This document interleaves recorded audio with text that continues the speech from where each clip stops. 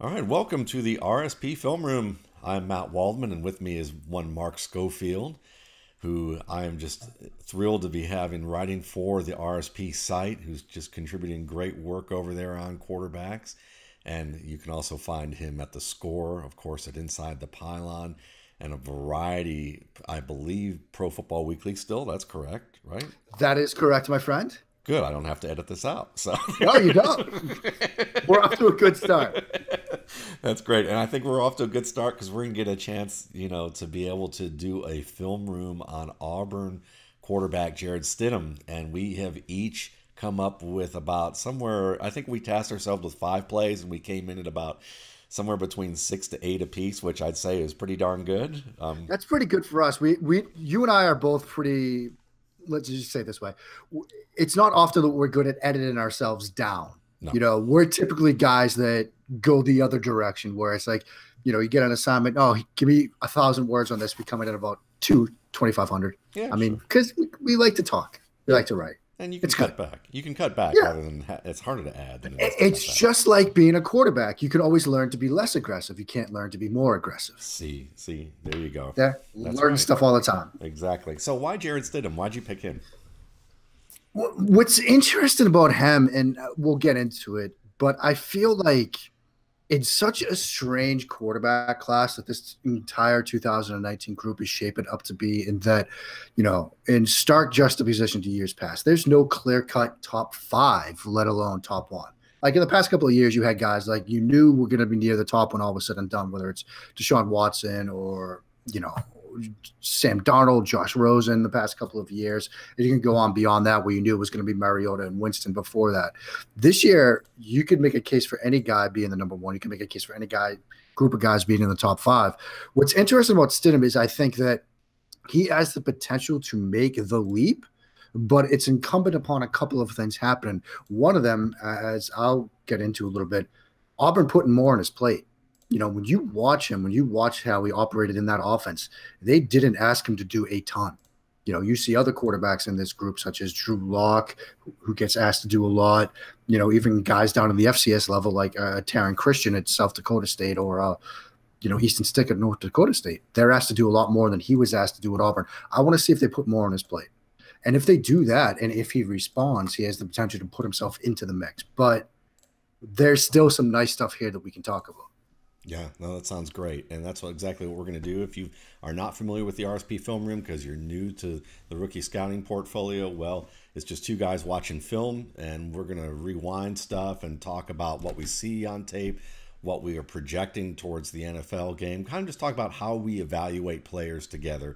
And so we'll probably play a lot of this stuff at half speed and wear out what it is that we see and then move on to the next play. And we've got somewhere between about 10 to 12 plays here. We'll see how many we can get through within the span of a reasonable amount of time. Yeah, I mean, don't block off an entire afternoon, people. Maybe a lunch break, but not an entire day. Okay. Right. We're not gonna do like the Gruden Film Room where he had his guys come in at 4:30 in the morning and they were there till about 2 in the afternoon. So. Oh, we could do that. We could. Well, if I move or I come up to see you, maybe we'll have either one of us have a big enough backyard. I live around the corner from a park. We could watch some film and then we could go out to the park and people could be entertained by watching you overthrow me. Because I'm looking in the backyard right now, and we could work some 10-yard outs. I think. Yeah, I think that could work. Yeah, that's about all I have left in the shoulder. I'm not gonna lie. I have good hands, but I can't run. So we're gonna throw some smoke routes for everybody. That's right. This is how the smoke routes are done, kids. All right, so we're gonna go ahead and share the screen here and get this rolling before this degenerates into something that's more fun for us than you. And we're gonna pull up our first one here. Does that look like you can see? Yes. All right. Yep. We are good to go. So we're going to start with our first play here against Georgia Southern. And you want to set this up for us a little bit about what's going on? Yeah, I mean, one of the things that I like about Stidham, and one of the things that I've come to start to value more and more as I do this, more and more, is the ability to set, reset, and throw.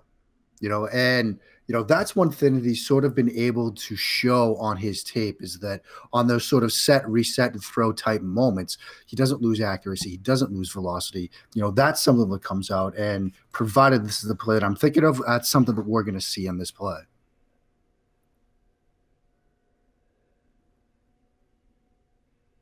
And that is something we're going to see on this play. Yeah.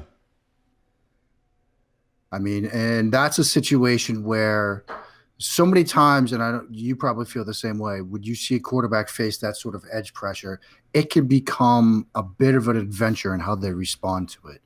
And here, it's just a simple, subtle climb, doesn't panic, doesn't freak out. Then he gets interior pressure, so now he has to flush to the right, and that's fine. Eyes stay trained downfield, never drops him. High velocity throw on the move towards the sideline, put in a perfect spot. I mean, these are the types of things that you're going to have to do in the National Football League, and he does it here, I think, at a very high level. He does. And it's funny how you mentioned the set, reset, and throw, because what we did with this film room is that we each contributed plays. We didn't really tell each other what it is that we're looking at. And it's funny that that's the first thing you mentioned, because that's the first thing that came to mind for me as well, is how good he is. There's certain things with his footwork that really show a lot of promise to me, because he's very quick and confident and in time and in tune with his feet and his throwing. And I mean, right here, I mean, you see him bringing that back up and then that slide out. But what I really like too is the position he often gets into when he is throwing on the move. You can see where that instep of the back foot is in line with where the receiver is going to be. He's got that front foot, the toe kind of pointing downfield. And it's just a pretty throw with plenty of room for the receiver to cross over and make that catch. And the other little thing that I love about this, and as he starts to climb, watch his left hand through here. Yeah. Stays glued on the football. This is Andrew Luck. Now, when he breaks the pocket, you're going to take it away. But as he's moving in the pocket, that left hand glued to the football, that's very much like Andrew Luck. That's one of those small little subtle things that you don't really notice until you get a couple of strip sacks in the pocket. And then you're wondering, why is this guy losing fumbles? Is it a hand size thing? No, it's just lack of technique. And I'm glad that you pointed this out, because I noticed in about 4 games that I've watched with him that this isn't consistent enough for him yet. I mean, there's a lot of times where what he will do is sometimes is that when he feels that pressure is that he'll extend that one arm with the ball out away from the defender to try and keep it away from the defender. But he's often sometimes in a tight pocket when he does that. And he has to be careful here, or he'll be moving around and changing direction and the ball comes flying loose. But the fact that you see him practicing that technique is promising. It shows you that he works on it, Yeah. So, and that's the fun thing about development, is sometimes you're not going to see it consistently, and people will say, well, I saw on this tape him do something different. But sometimes the point is, are you seeing him trying to practice it? And that tells you that there may be a progression going on here with his learning. And it's always ups and downs, and you're going to have plays where he does it well and then plays where he doesn't. But yeah, this was a really nice choice of a play. Let's go on to the next one here. All right. And we have, all right. So we get a look at, it's just a small, simple play. But what I love about it is we see so often quarterbacks have a difficulty when the pre-snap and the post-snap looks don't match up. And here we get this sort of hitch to the left. You see sort of close coverage at the top of the screen. He's not really in a jam position, but he starts to bail. And once he starts to bail, Stidham sees it and knows it and comes right to that hitch route and gets it out. I love the anticipation here because the ball is on this guy. Yeah. As he comes around. And what does it do? It gives him a chance to make just enough of a subtle move here. People like to talk about, well, it's hard to pinpoint how a quarterback can contribute to yardage after the catch. There's a lot of noise when you try to look at that from a statistical standpoint. But this is how you do it as a quarterback. You get the ball out of your hand to your guy with enough time to make any kind of move on the defender. Yeah. And that's what he's able to do here. And it is totally about that. It's more about the timing than it is about the placement, because the placement is such an advanced level skill that I was talking with Mike Pritchard, the former wide receiver with the Atlanta Falcons and the Seattle Seahawks at the Senior Bowl. And I was asked, and he was talking about how special John Elway was, because Elway would would basically place the ball on the shoulder that the receiver needed to turn upfield towards. And I said, well, isn't that something that you see with some of the best quarterbacks in the league now? And his assessment of it was, I don't think it's as common as people make it sound, and that it's actually, he goes, it's more by accident than it is on purpose, because it's hard to do that. And he said, you kind of hopefully guess that that's what they're doing, but it's not always going to be the case. Right. And so that spacing, but if you do it with timing, like the way you mentioned, I mean, you just get there, get it quick, you give the receiver time to make a choice. Yeah. And, that's the critical thing whenever I'm trying to evaluate sort of anticipation, which we don't see a ton of college quarterbacks have, at any sort of level. It's rare that you see a guy really understand anticipation. A lot of them are more see it, throw it types. I know this is just a simple hitch route, but you get that post-snap, pre-snap type movement, and it's that decision, the quick decision, getting it out quickly that gives his receiver a chance. And that's going to make the difference between this being a 5-yard play and a 12-yard play. Yeah, and I mean, a good example is last night I was watching Taysom Hill of the Saints, the former BYU quarterback. Right. Big, strong, fast guy, played special teams. The Saints love him. And he was throwing a speed out to Traquan Smith. And my favorite cornerback of the last year's class, who was kind of your late round long shot guy, is Quentin Meeks, who always showed up every receiver I was trying to study. And so Traquan Smith playing, Quentin Meeks on this play. And you can see that Hill was just a half a step late, like where you see on this particular play, he's bringing the ball back and the receiver isn't even at the top of his stem. Right. Hill brought this ball back and Smith was already out of his break and was late on the break. And Quentin Meeks is like, I'm jumping that all day. I'm coming through the back door, and nearly picks it off. And a lot of it has to do with, again, like you said, timing. So it's and I always come back to, I think it was 2 years ago when the Patriots were playing the Steelers and Landry Jones was in the game, and Jim Nantz and I guess it must have been Phil Simms at the time, were talking about how Antonio Brown was learning to play with a different quarterback in Landry Jones. And Antonio Brown had said during their production meeting that he had told Landry Jones, if I see you throw it, it's late. Yeah. Like if I see you throw the ball, it's much too late. I can't see you throw it. And that's what we see here. And imagine spending, thousands of reps getting used to the ball being in the air when you come out of your break. I mean, the ball being halfway there to you. And think of the disruption of timing that must feel like, that you come out and you have your hands up or you are looking for the ball in the air and it's not there. It's still in the quarterback's hand. Right. That's got not only just from a timing standpoint, but think of any type of timing work you've done with like a partner, whether you worked in a restaurant or you were just doing something as simple as like, maybe you were like passing boxes across in a line to like, to stack something, and you get into a rhythm with it and you get used to what that rhythm's supposed to be, and then like you turn around and you're waiting there and the guy's just holding on to the box. And think about how annoying that can be when you're trying to get your workflow on. And I have to imagine that that's exactly how that feels for a receiver. And now imagine that the guy on the other side of you is one of the best in the world at what they do, and what they're trying to do is to knock the box out of your hands. Yes. When it gets to you. And that's where that line comes in, where, this is obviously against Georgia Southern, but now imagine this against, take Clemson. any pick. Yeah. Clemson, or, that into the NFL against some of the best cornerbacks in the world. I mean, every second counts. Yeah.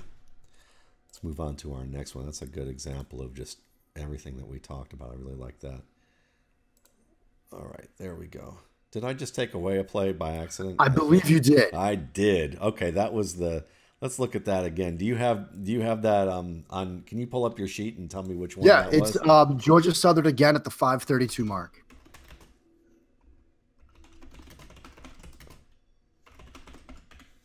All right, we will do that 5:32 mark. I was like, I just did that. Yeah. Should probably be the last play. All right. Yes, it is. Yeah, and this is sort of another. We're going to see the pocket movement, the climb and fire, and This is right hash plus 19 on the corner route to the other side. And everything is just in rhythm. I know it's a clean-ish pocket, but you can't throw a football better than that. Yeah, and it's a tough throw. I mean, you're Yeah. talking opposite The field. corner route, you know, it's one of the toughest, if not the toughest throws to make in the NFL or at any level because of the, you know, the angle, the trajectory, you know, and here, yeah, he's got the defender beat, but you've got two other defenders in the sideline and the end line to contend with. So you've got to drop it in. So you've got to balance that. And it's just placed perfectly. And isn't it funny that that's one of the most difficult routes to throw in the NFL? And we're worried about the velocity of Deshaun Watson, who hits this route all day, every day. Matt, you said that we weren't going to have people clear an afternoon because if you and I get started on 49 miles per hour, we're going to be here until 7 o'clock tonight. Because this is something that I studied over at ITP. And when I charted out, you know, I think it was every quarterback that started more than 5 games. Who attempted more throws of 20 yards or more last year? Oh, it was Deshaun Watson. Right. As a percentage of their throws. It was like 17% of his throws were more than 20 yards. And people were worried about 49 miles an hour. If you can scheme some stuff or throw some corner routes in there or deep crossing routes like they were doing, you can complete that stuff. I don't care if you throw 19 miles an hour. Yep. So that's exactly it. That's exactly velocity it. is a scheme thing. It's a scheme concern. And when people get excited about a guy with a power arm, just remember that most offenses throw more than 20 yards downfield, maybe 10% of the time. Right. You know, it's just kind of, you know, it's kind of like hair metal. Hair metal is a scheme. You know, you certainly, that's nice that the guitarist can play super fast and you know, and he learned his classical exercises well enough that he can play that. But does that necessarily mean that somebody who can play in a different way of phrasing isn't worthwhile? Right. All right. So here we go. I guess this was one of mine, isn't it? Well, I think we both picked. Oh, we got this one. Okay. Yeah, this is one of our overlaps, and I love this because, yeah, you've got the look there to the left where you think he's going to throw that backside hitch or smoke, and it's covered, and then he has the presence of mind to come back here and drop in this throw. Yeah, and we'll see the look off in the replay in a minute. Yeah. Here. But you can just see he even gives a little bit of that little shoulder turn and opens up his entire chest to that defender, which sells it so well. And then there's that set and reset, little climb, a little bit of a draw to it, but I'm not going to date him mechanically on this throw at all. No, it's a fine play. And what's funny, and a lot of people will look at this, and I kind of anticipated this by a happy accident here, is some of the plays that you're showing with the set and reset are pockets are pretty clean, or that he's able to like climb and reset, and you're like, okay, this was a lot of space here, and now he can also get away from a defender. And this is another one of those where the pocket's really nice and clean where he resets here. But we're gonna show you some where he does it even quicker, right? And it's at an accelerated rate in a rhythm where you're just like really, where I think it's really impressive, even if the outcome of the play isn't. But yeah, there you go. I mean, yeah. Whew. And just he stays on the toe, on kind of the balls of his feet all the time. He's very comfortable doing that. And you see NFL players who aren't very good at doing this. Right. And it gets us back to the fact that every little second matters, because as he's moving around, if he's not in that sort of ready to throw posture, and then he has to reset himself, so it's a set, reset, and throw, you lose that extra half step. And maybe that allows this safety to get over there. Maybe it allows, you know, that corner to get over the top of this. Maybe on the previous play, it allows the corner to jump on that hitch route. They all matter. Like the seconds and the inches we see in life, they all matter. Yeah. And they're all around us. For example, you know, for all of the strengths that Sam Darnold has as a prospect, this is not one of them. And he is one of those guys that he has to set, reset, and then reset again, right, if he even bothers to do so by that point, because he's in a position where he might have to set, reset, and reset before he can actually fire, if he were to, in the positions that sometimes he turns away from. And by that time, you know, probably the second reset, he's getting hit. So, yeah, you know, it's a fascinating deal. So yeah, that's a good play to watch. All right, so okay, and now we go back to Georgia 7 Yeah. here. 128. Yeah, okay.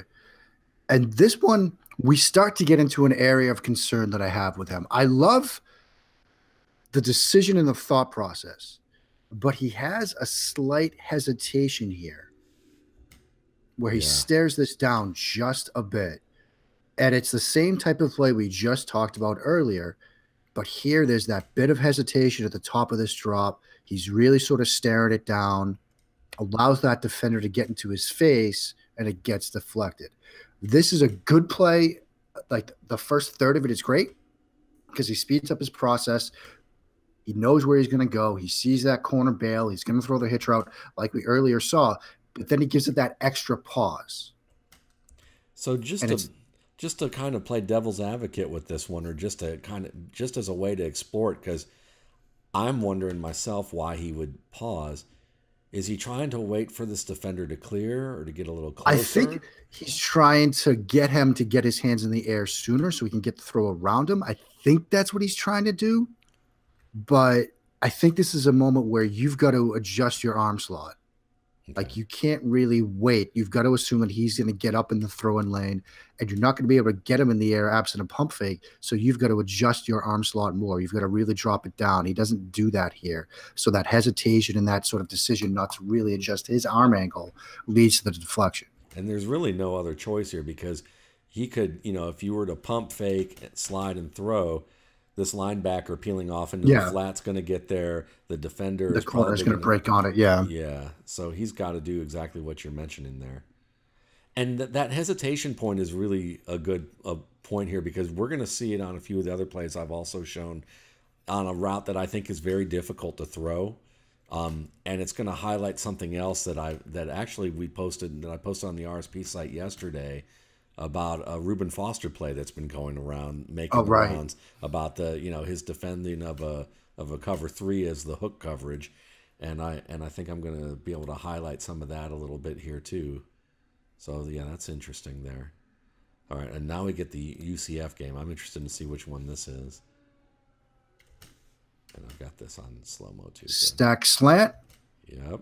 And watch him, and watch it. And watch it. Yep. I remember this play. Yep. And it's just, I had that previous play to show sort of the hesitation as an issue. And now we see it really become an issue, because I liked, again, similar to the previous play, I like the first third of this play. He takes a snap, reads middle field, confirms the coverage, thinks maybe that he's freezing this guy. But then when he comes out here, he waits to see the break. Yeah. And that's the difference. And it's that hesitation there. Where earlier we saw he didn't wait, here he does. And this is going to be one of the critical tests that he faces this year. Can he get to the point where he's consistent in that anticipation and consistent in not hesitated at moments like this? Because this is going to be open. Look at that bubble there. Yeah. I mean, well, I'll get it to where it's at, where for sure, like right here. Yeah. Ball's got to be coming out. I mean, you got to hit him on the hash mark. Yeah. Yeah. Now here's a question for you. Would you prescribe for him on this given play in hindsight, if we were looking and saying, how would you do this better? Would you say that he should either A, keep looking to the left hash and holding this middle linebacker longer and then make a quicker flip and turn and throw? Or does it make more sense that as soon as he turns right here, the ball's coming out? Yeah, I think it's the latter. I think it's more of a hit and throw situation, because, it's one thing to like freeze a guy. It's another thing to assume that the coverage is going to be okay. Because if he keeps his eyes trained on that linebacker, then who knows what that safety does? Yeah. You might get yourself into a situation where that safety jumps in. So I still want him to flip his eyes. I just want him to get the ball out once he hits right here. Like once he gathers here, this ball should be out. Yeah, because he can take something off that ball a little bit. Yeah. As he throws it right here. It doesn't have to be a bullet. So, yeah, that makes total sense. Oh, nice show right there. All right, so now I've got a couple of Georgia plays here, it looks like, that we'll start off with. Oops. And I've got that one. All right, so let's set this up. All right, and this is another example of being able to throw on the move that I liked about him that we often see, but I just like his ability, again, to get get his feet and body and shoulders kind of pointed in the direction you need to, and to be able to throw that ball well. Yeah. And create. He throws really well on the move, and the feet to the shoulders are so in tune when he does it. And particularly that left shoulder here. Yeah. And so, yeah, that's nice work, and it was a fairly simple, quick one there. Then let's see, what do we have with this particular play that I liked? This may be the set, reset, fire. Oh, no, it's just the set and fire. It's a short play, but what I liked, and let's see if I can get it to show up from the beginning. All right. What I like about this play, it's just a simple 3-step drop and a little throw on a wide route here. But I like how crisp his feet are and just how set, boom, out. Yep. And it's got nice touch to it over the shoulder. He's very good in the screen game, on throwbacks, on any type of delays where he has to run or retreat from pressure. And he just throws the ball with really good touch. And I like the fact that his feet just are so in tune with it. And you can see how if he continues to work on 5-step drops and certain types of varieties of plays from center or from pistol, that you can see him just kind of set up quickly and just get rid of the ball and do it in a way where that's a more difficult route than it looks. It is. And what's nice about this play is this is designed. I mean, when you go to watch this back, the wide receivers are blocking here basically off the snap. Yep. So, I mean, for all intents and purposes, this is just a screen route. But the time and the footwork are so synced up to where the receiver gets the ball, running back gets the ball when he knows it's supposed to be there, which allows him to turn upfield. See, again, he turns, ball's going to be on him, placed well, blocking is in place where he's able to make, is that Roquan Smith? I think so, yeah. Yeah. I mean, Roquan Smith is going to beat a wide receiver in space, so you can expect that. But at least because of the timing here, running back is in a position where he can at least put a move on him and at least fall forward for additional yardage. Yeah, because if he's having to turn all the way around and the ball's too far behind him and he has to turn inside and reset, now he's got Roquan Smith bearing down, and this is a 2-3 yard gain. Yep. Now that he's been able to take that angle and makes Roquan cover more ground, it's more of a 6-7 yard gain. And that really is about the quarterback making this throw where it's supposed to be. And when it's supposed to be there. Yes. All right, there you go. All right, let's see what we have here. All right, so we got that at half speed too, so that's good.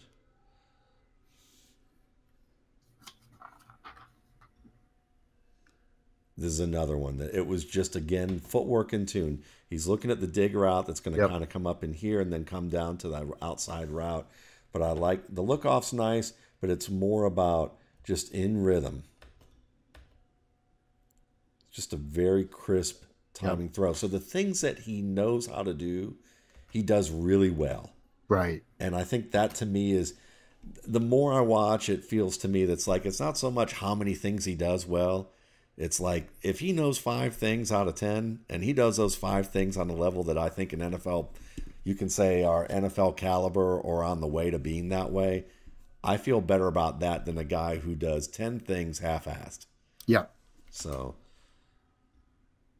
Yeah, and this is just what I like about this play. I remember watching it. The way at the last minute he flips his feet and his hips. Yes. As he hits the drop here, now boom, flips and throws. Again, it's a similar sort of set and reset type thing. He does it. You see sometimes quarterbacks, especially spread quarterbacks, they won't take that extra step, but because of it, they'll lose either velocity or placement or both. Yes.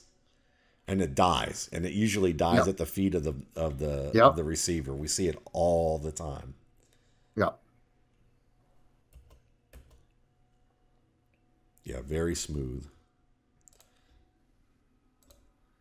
All right, and I believe this is the same play that we saw before, so we'll skip that. Now we're going to watch him against Alabama, and I think that this is a play that I want people to see. And this is I think this is a crossing route. It's an intermediate crossing route that he's a little late on. And again, I think part of it is a little bit of a hesitation, just anticipating that this is open and he waits another beat and delivers this ball, and it's behind the receiver a little bit, and then allows the Yeah. defender to get it. And this is a tough route. Yeah. Because this is very similar to, think of that Tavon Austin, Reuben Foster route that we saw, Yeah.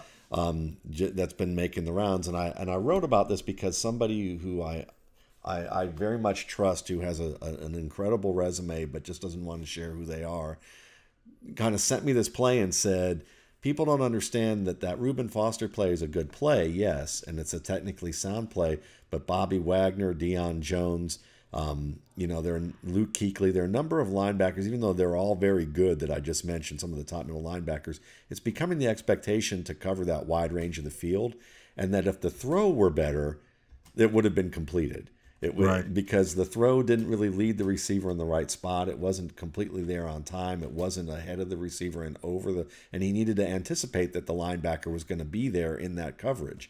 And so, on this particular play, when I watch it, you just kind of see him. I think he waits an extra beat too long on this throw.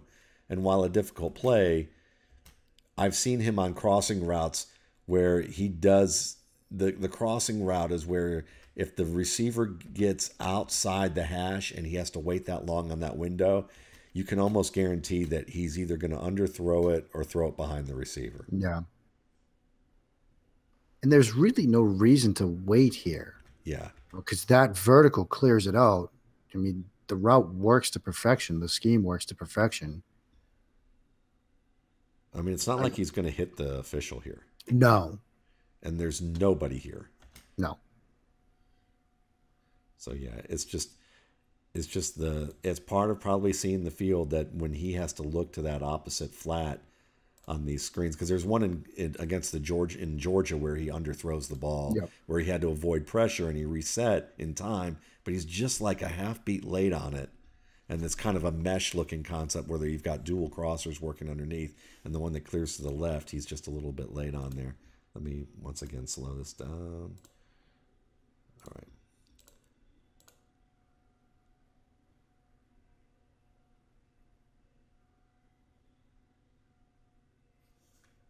I liked how he handled pressure at his feet. Yeah. That's what Yeah. I liked about this play. And that's a throw as a quarterback where you see sometimes quarterbacks are afraid to step into that with reason. Yeah. They're worried about losing a knee. But if you're going to make that throw, you've got to drive into it. So you've got to step into it. You're not going to be able to make this all arm. And so he shows no fear in the pocket. Yeah. And for a guy who runs a lot, that's important to see. And it's interesting because he's very willing to target the middle creases in the field, and he's willing to put his receiver in a place where, look, you got to catch this. It's not going to be an easy play. I'm not trying to get you killed, but at the same time, You've got to do your job. You got to do your job. And he's kind of in that line where you can say he's not trying to kill his receiver and he's not doing that, but he's certainly saying, look, this is makeable. Let's do it. Yeah. And I like seeing college quarterbacks that are willing to challenge the middle of the field, because so much of the college game from a schematic standpoint is designed to attack numbers and outside near the line of scrimmage, those more safer areas of the field to attack as an offense. But anytime you see a college quarterback that's willing to throw between the hashes, I always make a note of that, because you see sometimes guys aren't willing to do it. Like, say, great example is Bryce Petty. He wasn't asked to do a ton of it.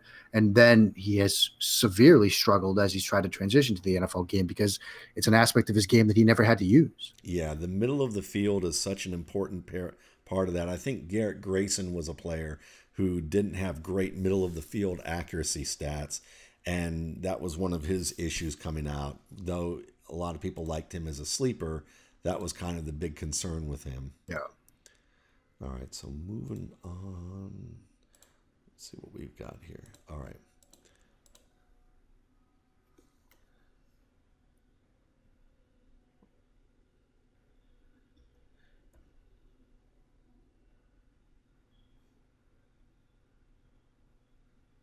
Okay, this is an opposite field throw where you got to show some arm talent here, of velocity. That looks better than 49 miles per hour. Yeah, I mean, I don't have my radar gun out, but Can we go by frame rate or something? I don't know. Maybe we could. I don't know. Maybe we I don't know. We can ask Maybe around. we can ask around. My daughter has a cat that might be able to give us an answer There we about go. that. He's got super secret powers apparently. All right, so But there you go. Yeah, minus 15 to about what? yeah, Minus 33, 34. yeah, Right hash, left sideline, velocity, placement, and timing. I mean, it's all there. yeah. I mean, opposite field comeback route. I mean, that's pretty nice. Let's see if they show another view of it. Yes, they do. So we'll get a chance to see it one more time. I've noticed too that he sometimes has trouble with the snaps Yeah. and with fielding or even shotgun plays where they bounce off his fingers. And it happened. I've seen a couple of them, at least in 3 games. Two out of was it? It was either 2 or 3 out of 4 games where there was either a snap issue or him not fielding the ball very well, and and 2 of them happened in the red zone.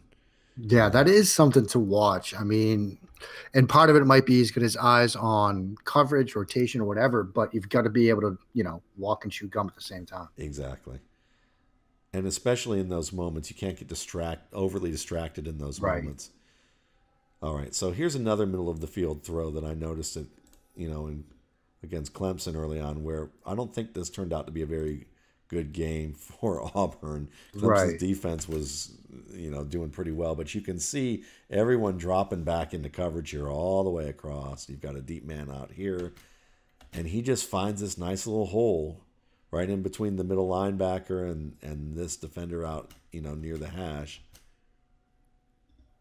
And is willing to throw that right over the linebacker. And Yeah. it's a dangerous throw, with where the safety is, and it's him kind of progressing through from Yep. the left side to the right. Yeah, you see him work from that go route back to that Bane type post route. And what I like about it is, he kind of makes up his mind before he clears that first defender. Yeah. Like Yeah. right here, he knows he's going to throw it. He doesn't fully wait until he gets by him. He's letting it go as he clears him. Again, it gets into that, it's earlier than other quarterbacks would make this throw. Other quarterbacks probably wait to see him fully clear, then they pull the trigger, but then you bring that safety, that other linebacker into the throwing lane. And can we give him some credit? I don't know if we can or not, but can we give him some credit for where he places this ball so that the receiver, or is this a happy accident? The receiver is able to kind of turn back and get his back to the defender as opposed to having to get hit in the chest. I'd love to be able to give him credit for that. I really would. I think it is more of the happy accident variety, but let's be nice here. It's August, okay? So hey, we'll give it to him. How about that? Okay, we'll do It's that. early. Jarrett, you owe us one. There you go. No, but I think it's a good point though, because you do want to, and you talked about this earlier, and it's a great point. You do want to make sure you can try to protect your guys on these throws. Yeah. I mean, and if we can't give him credit for this one, it is something to watch, not just with Stidham, but with all quarterbacks when they're trying to challenge the middle of the field. Is, it's one thing to do it, it's another thing to do it, but do it in a way that gets your guys. There's a reason people call some throws hospital balls. Yes. And you don't want to see that. No, not at all. So it was a nice throw, and we'll just say a side benefit to this, his timing here was that his receiver was semi-protected. That's a perfect way to put it. All righty. All right, 2 more here, and I believe we go also to the UCF game. And this is one of the things I noticed with him is I want to know what you thought about him identifying the coverage leverage on deeper routes up the sideline. Because I noticed this in a few games where the defender maybe kind of is above the receiver at the front hip, and Stidham sees that and goes, you know what, that's open. And sometimes from what I've been reading or looking at over the years, this doesn't, I always thought this meant it's not open. So Right. am I missing that on this? Or is it more of a confidence thing about my receiver's taller, faster, stronger, I can still win this? I think it's more of a confidence thing Okay. rather than a misread, because he's got that bottom of the numbers, so he does have some room towards the sideline. So he's got the belief that I can get it towards the boundary. Now, he does kind of lead him too far. This is one that I have noticed with him on vertical routes is there are times when he throws them out of bounds or leads his guy too close to the sideline. And here I think that's what he's trying to do. He just doesn't get it down. And we got to give credit to the defender here too. Yeah. Because he gives him the sideline, but then stays right in that hip and then really squeezes him towards it. Yeah. That makes sense. And I think that accounting for the position near the numbers is really essential here for that because of the room that he can develop there. That makes total sense to me. And I'm looking squarely at like just one thing as opposed to the whole context of the issue. So that's a great point. Because at first I'm looking at that and I'm going, yeah, it's a little overconfident. Yeah, there, I mean, my man. you hear, what's the phrase? If he's even, he's leaving. Yeah. But this is a little different. I think, Yeah. Maybe when he goes back and looks at this one, he's like, okay, well, this is probably one I got a little bit too greedy on. Yeah. And I think he tends to be a little greedy when he sees this. And maybe part of it too is I'm just super confident that my receiver's fast enough. Right. And I think this play is another example of that where I don't need that. I'm just clicking stuff for the fun. Just clicking stuff. Look, it's preseason for us too here, everybody. That's right. And I got to say we're making pretty good time, but we are. Oh, it's down at the bottom of the screen. Let's see what's going down here okay. Hard to see. I mean, my main takeaway here is how did Shaquem Griffin last to where he did in the draft? Okay. That's my initial take. I like that take. Because look at how he blows up this play. Yeah. And he was all over the field in this game. Yeah. I mean. Yeah. And that may have also caused him to just go, oh, what the heck? Let me just throw it out. I'm just getting rid of this. Get rid of it out of bounds. But, my bigger problem here is you get this interior blitz. So it's a zero blitz situation. Look at that route right there. Yeah. Exactly. I mean, I think that's the one you got to throw. So I think you need to do a better job here of identifying the blitz and replacing it with the ball. Yeah, and this is just like, I'm going to throw this. And there's that game management thing that you want to look at too, because you're down. It's 11 minutes left in the fourth quarter. It's 3rd and 9. It's still a close game though, and this is where you kind of maybe get as a leader. Some leaders react a little too much, and you can say, and it's a maturity factor. This is something that you can expect him to grow up and become better at this, just like when, you've done any type of leadership work in your life. The first time that you start to get to a point where maybe things are getting tighter, pressure starting to mount, you might go, he gets too aggressive with this because he sees it and goes, no, I'm just coming off it because the defender's going to wrap this guy and he's going to come downhill and, he's probably thinking, I see this defender and that's no good, but you're not giving your receiver the chance. Right. Especially with that pressure coming, and does he anticipate that pressure's coming? I think he should. I think that's a pretty good, you probably see that flash there. Yeah. So yeah, that's one of those moments I'm sure that somebody's looking at this play with him after the game and saying, these are the types of, tips that you want to work on. Just take this because, maybe it's going to be 4th and 5, 4th and 3, but at least give us a decision to make.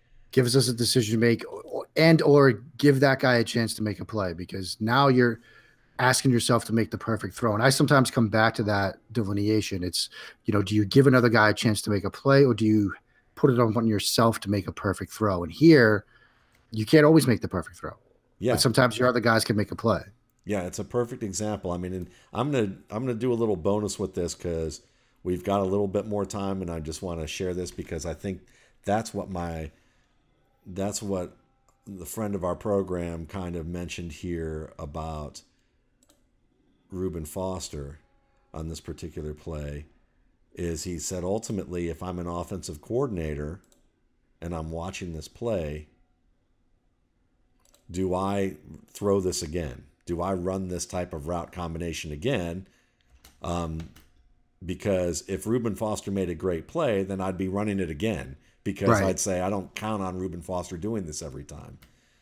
But to me, you look at this throw, and what I see is a throw that's a little bit, could have been up more ahead of the receiver, could have been a little bit higher and Yep. more downfield. And yes, Reuben Foster makes a great athletic dive for this, but he bites hard on that play fake to begin with. And, he's got good technique to kind of get reset in the position. He knows his landmarks, and, he mirrors it very well. But this is, I know people are saying it's an amazing play. I would say it's a not very good throw with a good play. Yeah. And there's a And difference. there is a difference. And, I think that when you look at that, you get the idea that you said that, would you run this again? And I think the answer to that would be, well, yeah, but you would probably want your quarterback to make the different throw, Yes. either in terms of placement or to that route underneath. Yeah. Because it's, again, you're asking yourself to make the much more difficult throw, whereas you look right there. And it's a 2nd and 8, I believe. Yeah. Second. So it's a similar down and distance. And do you make the perfect throw over Reuben Foster, or do you throw this route right here? And I think that that's the thing, is that I think that you look at this and say, can my quarterback make this throw? Right. And if the answer is no, I think it's more about, I don't think my quarterback can make this type of throw, or I expect my quarterback to make this throw, 6 times out of 10. Then you're going back to this. If you're like, I don't think he can make this throw 6 times out of 10, because this is the expectation. The throw has to be this tight for me to make it. Well, then that says no. So I mean, I think what's funny is you could kind of answer yes or no with that and still kind of say what Reuben Foster did was good, but it's not like, oh, he's an otherworldly player. I mean, he may be, but not for that reason. Yeah. So anyway, I just thought that was an interesting application with what we do with, college to pro, with what we've been. Yeah. So what are your main takeaways on Stidham? Like, where do you end up on him? Well, not end up on him since it's August, but what do you want to see from him this year, I guess? I think that for me, I'd like to see him again, more of him against pressure, where he's showing better ball security on a consistent basis. I want to see him where he's, I think for me, some of the throws where he can actually be a little bit more decisive on middle of the field plays. And they're more from that crossing route standpoint. I'd like to see if he can do a little bit more where he's not always trying, where he can be a little quicker to kind of, I know we said he can move, reset, and fire, but I'd like to see him do a little bit better with his choices when he gets outside the pocket, and see him be a little bit smarter with that. And then also, again, not be so aggressive on some of these perimeter rail routes where he sees that and thinks, oh, I can hit that, or my receiver's going to get there, and come off of that and find somebody else. How about you? Yeah, I mean, I'd agree with all that. I mean, I do, as we alluded to at the beginning, I do want to see him asked to do more. I want to see them put more on his plate. I want to see him take on that burden, because what's interesting when you watch them just as a team, when they got behind, it was like they couldn't really figure out how to become a passing offense to get back into games, whether it was against UCF or losing the SEC championship game. And so that's something I want to watch.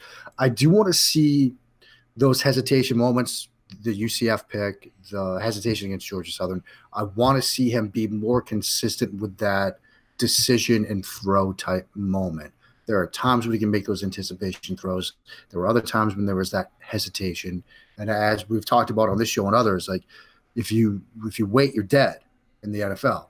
And so he's got to get that sorted out. But I do think there's the potential for him to make the kind of leap where, come 5-6 months from now, people are talking about him as this might be the first quarterback off the board. There's the potential there. Whether that's realized is all up to him. But sitting here right now, I could envision a scenario where he's the first quarterback off the board.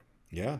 Is there something that you think, what do you think Auburn would put on his plate that you know about, or that you would guess that would allow you to see more from him? I mean, I think it's their offense is going to be what their offense is, and we all know that it's going to have a number of screens and design throwbacks and design shots off of play action, like the touchdown we saw against Georgia, or the near touchdown. I forget how that was called. I think it was a touchdown. But I would like to see more of those throws that we saw against Clemson, more of those throws that we saw that he missed, the other one you highlighted, that crosser route against Alabama. I want to see more of those moments where he's challenging, not even just between the hashes, just between the numbers, because that's the type of stuff where you've got to be able to stretch a defense from sideline to sideline and from line of scrimmage deep. And right now, Auburn's very good at stretching you from sideline to sideline and down the sidelines. But if they can start softening up the middle of defenses, they're going to be much more route-oriented offense, and that comes from routes like that.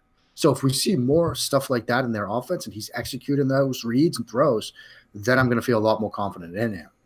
Cool. So one last question that I think would be fun to kind of share here is, this is way too early to be refined with how we look at where a player could go in terms of team fit. But let's just play the game of what NFL teams he would be a good fit for, regardless of whether they already have a great starter or a promising starter in place. I mean, one guy, I'll mention one, let you mention a few, but I mean, Houston Texans come to mind in the style of offense that they play. Yeah. He would be the type of guy that if Deshaun Watson weren't there or were hurt, he seems like a guy that would fit in terms of what Watson does there and what they're asking him to do. And it wouldn't. Yeah. What's interesting is I see potentially New England in the sense that they do so much stuff in the short area, in the boundary. They do design some scheme shots deep for Brady. They do scheme some stuff over the middle with Gronkowski and other guys. They don't live over the middle, but they certainly attack that area of the field. They like to spread the ball around as much as possible. And I think that if we see the kind of development in him, that could be a good fit both for a team that might need a quarterback soon and a guy that might need a year or two to learn. No, that's a very good choice, and that's a good way of looking at it as well. What do you think would be a bad fit for him? Bad fit for him? I think where he is right now, Oakland. That's what I was going to say. Yeah. That's a great I mean, because you think the West Coast, the Gruden, where you've got to be fast and decisive and get it out, and he's not there yet. Yeah. I don't think many quarterbacks at this stage in their career are a suitable fit for that kind of offense. But from what we see right now, I just don't think that would be the best fit for him. Very cool. So I'm going to cheat one more time, and since we did talk about Oakland, I have to ask you this. And we've had, we're under an hour, so I'm feeling pretty good. What do you think of Oakland's chances this year? What do you think of their offense? Because it's much debated across our community. I kind of joke that he's trolled part of the media with his numbers are meaningless type of thing, and so some of them are angry with him and seem to be kind of biting back, or they just see the old-fashioned some of the things that he does. But then you look at someone like James Light, who is just a fantastic resource on Twitter, and he's kind of more in my camp, which is like, John Gruden knows how to use an offensive line. And we just watched Marshawn Lynch run for a 60-yard touchdown in the preseason using those heavy sets. And yeah, you can say it's the preseason and teams do this, that, and the other, but he's going to get them in good situations to run the ball. Yeah. You look at that AFC West, I know everybody every year is like, okay, this is the year that the Chargers finally break through, right? Like this has to be the year that the Chargers finally break through. We're all sort of waiting for that. Wile E. Coyote. Somebody has the voodoo doll out there. I don't know who it is, whether it's Spanos or somebody else, and they're sticking the pins in because people are still dropping out there. So I don't know if we can really count on them. I think as much as we giggle about it, Mahomes is probably a year away. Yeah. Denver is, although I do have to say, Denver now has a new backup quarterback. For now.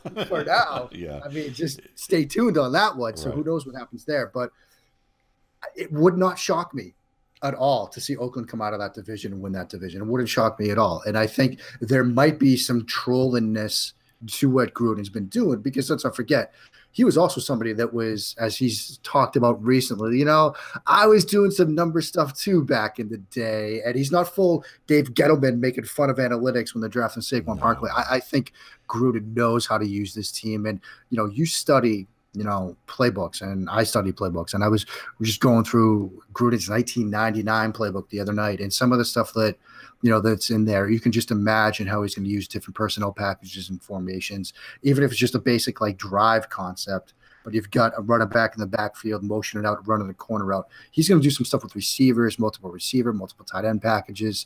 They're going to be good. Yeah. No, it wouldn't surprise me at all. It just makes me laugh because we hear about Cooper all the time, but I'm like, you realize what he's done with the split end as well as he's done with the flanker. In his offenses, and what he's done with running backs. And you look at when he's had talent around him, and it's not just Oakland with Jerry Rice and Tim Brown, but it was, Charlie Garner and Ricky Waters and Irvin Fryer, or Joey Galloway as too old to play, and Antonio Bryant is too old and too dysfunctional to thrive. And he was able to do that with players like that all the time. Michael Pittman had a fantastic year with them at one point. So, I mean, it's one of those things that he's not as predictable as people make it seem to be. The only thing predictable is that he can get a pair of receivers to actually post great numbers, and he can get running backs to produce. Yeah. And he just needs an offensive line and a competent quarterback, and he hasn't always been able to pick competent quarterbacks.